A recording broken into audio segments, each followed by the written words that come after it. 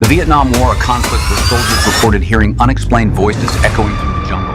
A war filled with constant surprises and unseen threats. Beneath the surface, vast tunnel systems hid entire underground networks of hospitals and operations, turning the battlefield into something far more complex than it appeared. Some units disappeared into dense terrain, only to return days later with fragmented memories of what they had endured. Even today, the Vietnam War remains shrouded in mystery. Unrecovered soldiers, classified strategies, continue to raise haunting questions.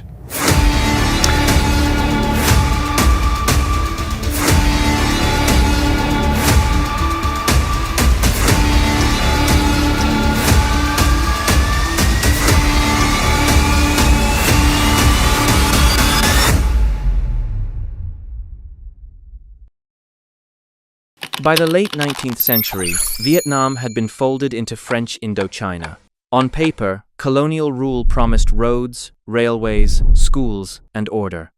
In reality, much of that progress was built on extraction. New irrigation projects expanded rice cultivation, especially in the Mekong Delta, but the benefits flowed upward. Land was concentrated in the hands of French interests and local collaborators. Tenants paid crushing rents, families fell into debt. Many who lost their land became laborers on plantations, in mines, or on public works projects where forced labor was a fact of life. For ordinary Vietnamese, colonialism was not an abstract system. It was the tax collector, the landlord, the overseer, the prison island, the reminder that political power belonged to someone else. Resistance began almost as soon as colonial rule did. The longer France stayed, the more it helped create the forces that would one day drive it out. Then came World War II, and with it a profound shock to the colonial system. In 1940, Japan entered Indochina and got a larger area of Indochina region under control, but did not immediately overthrow France. Instead, the two powers coexisted uneasily. French officials continued to administer the colony, while Japan held real military control.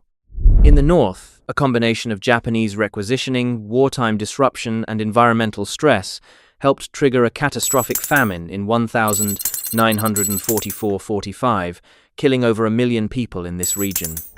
In March 1945, Japan swept aside the remaining French authority entirely.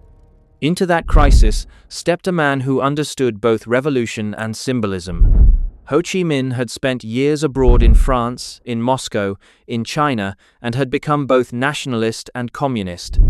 In 1941, he helped create the Viet Minh, a broad independence movement determined to fight foreign domination. Then came the day of the 15th of August, 1945.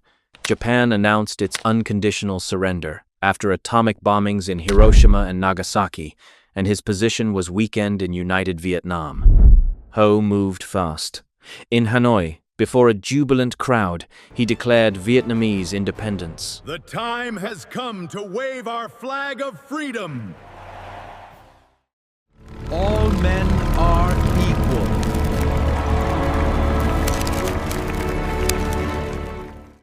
Deliberately, he echoed the language of the American Declaration of Independence. All men are created equal. It was a final appeal to the United States. Recognize our freedom. But recognition did not come. I demand control of this territory. That is not possible. After the war, France wanted its colony back.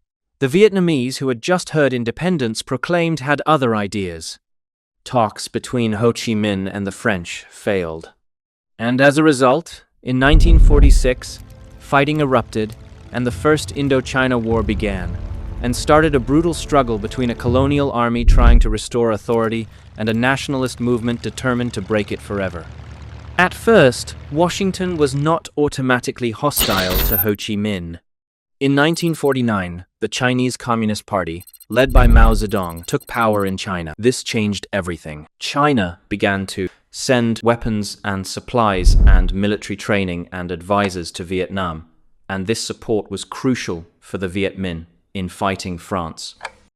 By 1949, American leaders became less interested in anti-colonial nuance and more interested in containment. In 1950, the Truman administration authorized direct financial and military aid to the French war effort, This policy made Vietnam as a front line in the global contest with communism. On the other hand, the French could not crush the Viet Minh.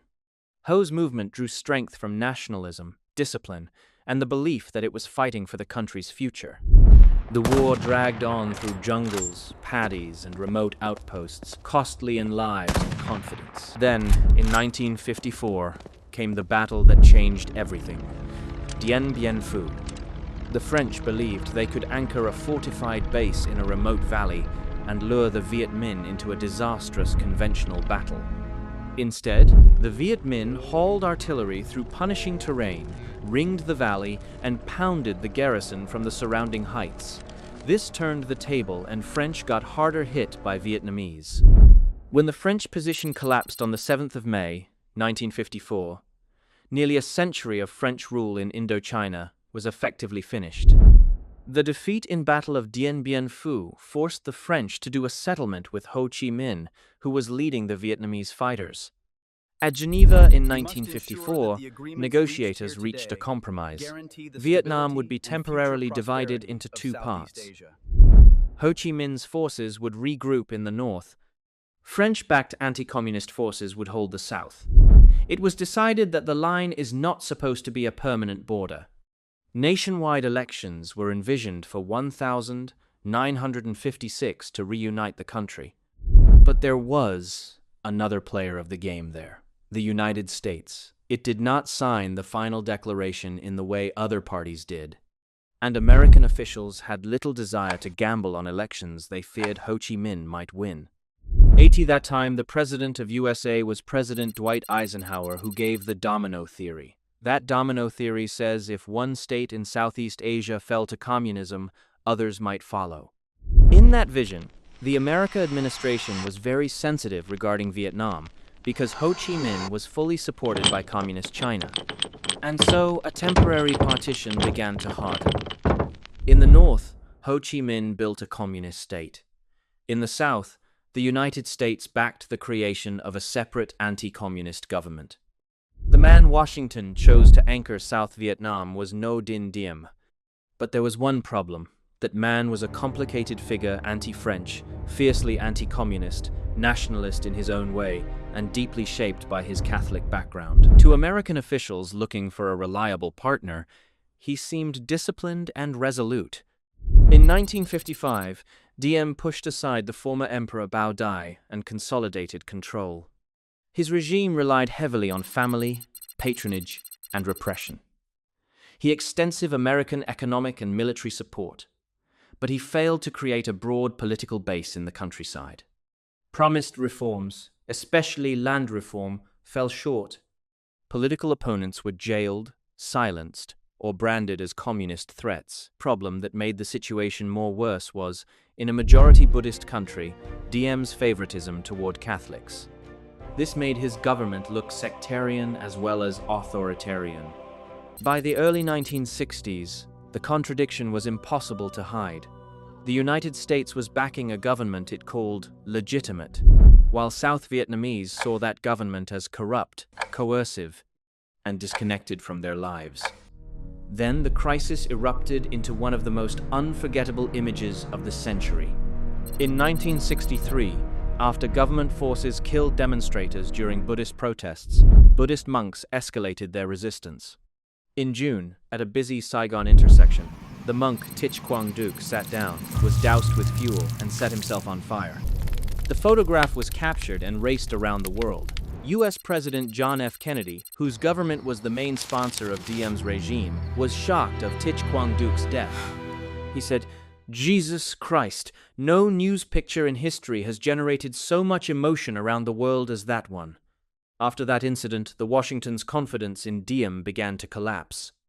When the United States lost confidence in this government, everything began to change. Support turned into doubt, and doubt into silence. And when the moment came, Washington didn't stop what was coming next. My curious fellows, the story of Vietnam is continued. Watch the next episode here. In the next episode, how did the army take control? Did the United States quietly allow the revolt to happen? And how did all of this lead to the turning point that ignited one of the most wars in history? Follow the series and support us by subscribing and sharing.